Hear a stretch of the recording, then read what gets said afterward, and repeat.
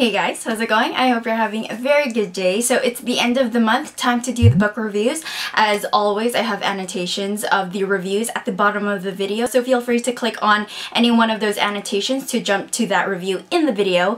And yeah, so let's get started with these reviews, guys. I'll start off with the classic choice of the month, and that is Alice's Adventures in Wonderland and Through the Looking Glass by Lewis Carroll. I was very excited to read this book because we've seen the adaptations, the interpretations of Alice in Wonderland. It's been done so many times, and I wanted to finally read the actual original story of Wonderland and Through the Looking Glass. So let's talk about what this book is all about. You guys probably already know. Let's talk about Alice's Adventures in Wonderland. The story begins with our main character Alice. She is with her sister reading the story to her, and about a page or so into the book, Alice's attention is drawn away by this white rabbit, and she follows the white rabbit into the rabbit hole, and she finds herself in Wonderland, and that's where craziness and hijinks ensue. She meets curious characters, she gets herself into very curious situations, and so with Through the Looking Glass we have Alice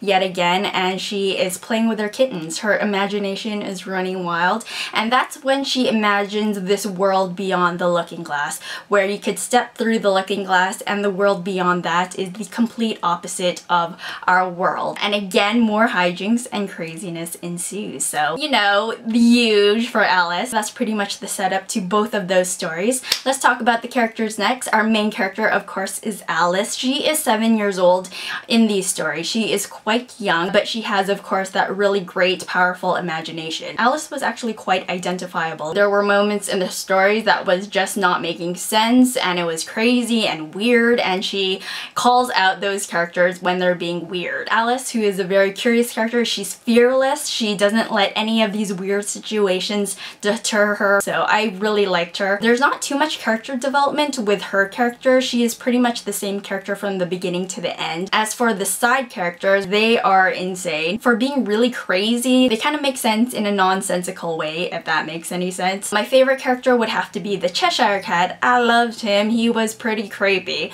with a smile. My favorite characters in Through the Looking Glass, I would have to say, is Tweedledee and Tweedledum. They were pretty cool. Actually not as creepy as I've seen them in interpretations and adaptations, so that's pretty surprising. So let's talk about the plot next. We have a definite beginning, definite end, and everything in the middle. Nothing seemed to be connected to another. Although there was a lot of random, insane things going on, it still felt pretty linear. Because I'm so familiar with the story and I know what happens at the end, I knew the story was moving forward. So I wasn't perturbed by all the randomness going on, and the pacing, steady pace. There were some chapters I liked more than others. As for the writing, I thought the writing was very well done. Of course, there are some chapters and some dialogue that did not make any sense. Alice addressed those aspects in the book. I felt while reading the book, I was overanalyzing certain elements. There was some pretty great symbolism. I don't know if there was meant to be any symbolism. I kind of saw things that can relate to the characters. Yes, so with that being said, guys, I'm going to give Alice's Adventures in Wonderland and Through the Looking Glass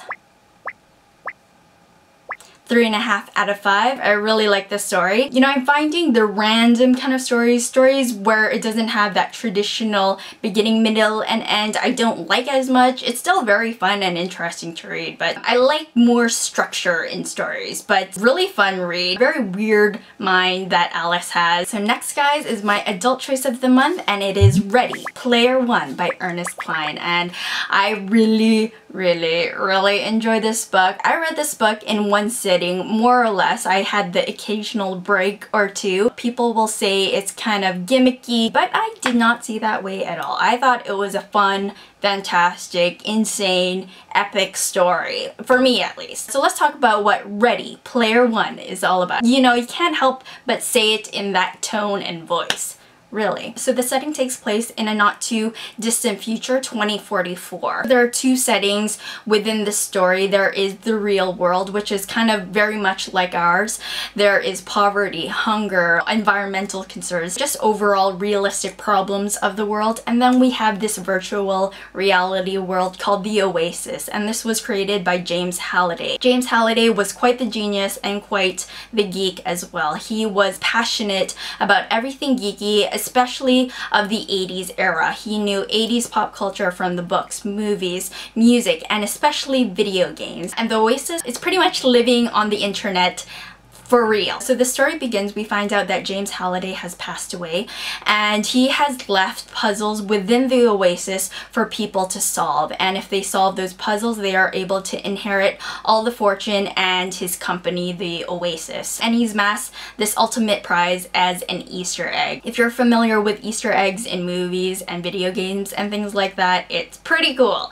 Anyways, our main character is Wade Watt and he is an egg hunter. They call them gunters. Wade is as passionate as James was about 80s pop culture. He is also in search of the Easter egg along with many others. It's been 5 years since James Halliday announced this hunt and no one has found anything until Wade Watt discovers the first puzzle, and that's where the story takes off. Wade tries to figure out these puzzles as fast as he can before others do the same, and a lot of people are after him. So that's pretty much the synopsis of Ready Player One. So let's talk about the characters next. Our character Wade Watt, he is quite identifiable. He's determined, he's smart, he's funny, but he's not a social character. You see as the story progresses that he starts to pull back from reality and starts to immerse himself in this virtual reality world. You know, he has his flaws. He puts himself and this egg hunt before others. What I also really liked about how Ernest Cline wrote Wade Watt was his voice. I could identify it right away from the first 2 pages that he had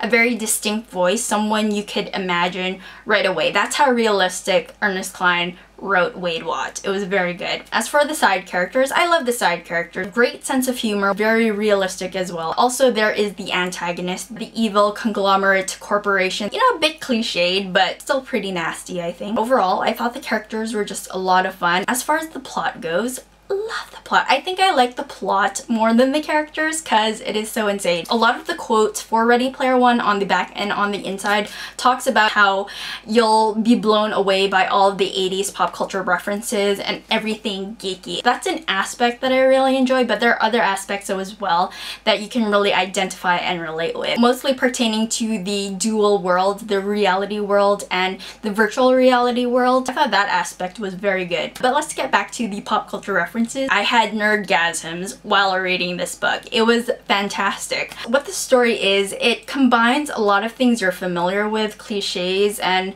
just tropes you know in books and movies and things like that. There's something original there, but you're familiar with it already and you know everything you love about the genre kind of be put into one. So that was awesome. The pacing is a bit off. It's quite choppy here and there, but overall I thought it was still very good. I read it quickly enough. The writing is very easy to read. There must have been a lot of research put into this book because even if you're not familiar with the 80s, Ernest Cline describes them in detail. So with that being said, guys, I'm going to give Ready Player One by Ernest Cline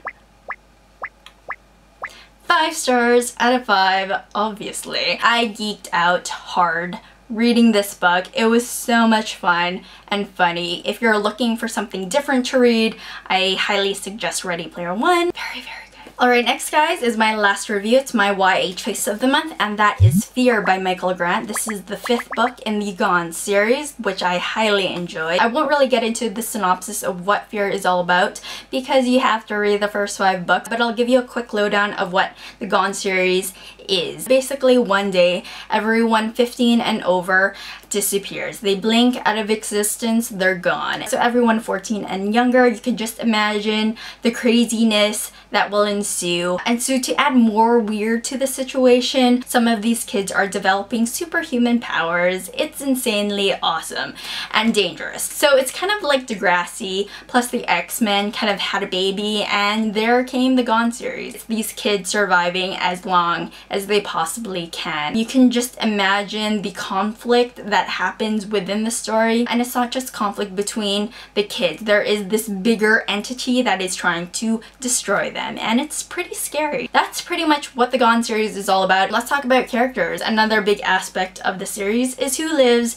and who dies, and there's a lot of kids that die within the series. It's pretty violent actually, and pretty graphic as well. Fear is no exception. It is up in there with the graphicness, and it's quite alarming because you think again that these kids are just 14 and younger, and it's scary. A lot of the main characters are really developing, coming into their own. They're starting to realize who they are, who they want to be. So Michael Grant is really focusing on the main characters. So let's talk about the plot. I think I've plateaued as far as being shocked goes. You definitely have to suspend your belief when reading the Gone series a lot. You have to just let go of everything you know and just go with it. A lot of the side stories are to help the characters develop more. In my last review for Plague, I wasn't happy with the ending, but you know, stepping back, reading this book, the events that took place at the end actually works. What happens actually lends to Fear, and I am very curious to see how it all ends in the last book. I think Fear is just another great installment. The writing, it's very easy to visualize in your head. Some parts you don't want to, but you do. It's pretty steady paced, I would say. So with that being said, guys, I'm going to give Fear by Michael Grant 4 stars out of 5. I really liked it. What makes the Gone series so awesome is the shock factor. I've been exposed to as many unbelievable things as I can within the series. I'm not really that surprised anymore. There's some still pretty insane things going on in this book, but I've embraced the weird, the very weird. We have finally some answers. There's some concrete answers, so I'm very interested to see how the series ends. It's going to be fantastic, I think. So that's everything, guys. As far as the theme of dual worlds, I think Ready Player One was the most effective one out of the books I've read, but I'm still very excited to continue on with his Dark Materials by Philip Pullman. That should be really good. But yeah, overall, I think I'm starting to find my way out of the reading haze. I'm very excited for June. There's going to be 2 interesting elements to next month's theme. That's everything, guys. I will talk to you later. Bye.